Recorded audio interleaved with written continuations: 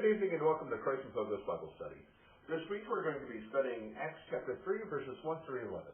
What we have here is a beautiful picture of Peter and John walking into worship and taking the opportunity to heal a crippled man. That's about the nuts and bolts of it when you first begin to look at it. But really there is so much more here to be found. We're going to take a little bit of time and see what we can pull out of it. When the crippled man was healed, you look at his reaction. He was walking, jumping, leaping, praising God, and considering the length of time that he had been crippled, I guess you might consider this as an understandable reaction. So the first question we have to ask ourselves is when Jesus does something in our everyday life, how should we react? Now, let's take a look at what Peter and John were doing. This man was at what we call the Beautiful Gate, right by Solomon's Colonnade.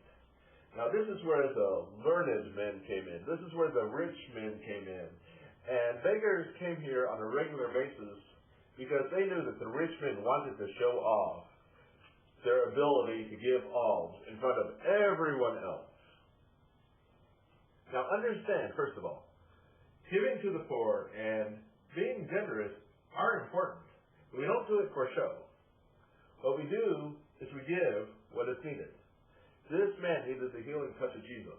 And this is exactly what Peter gave to him. Peter gave the beggar not money, but Jesus. In one sense, he gave him exactly what we need.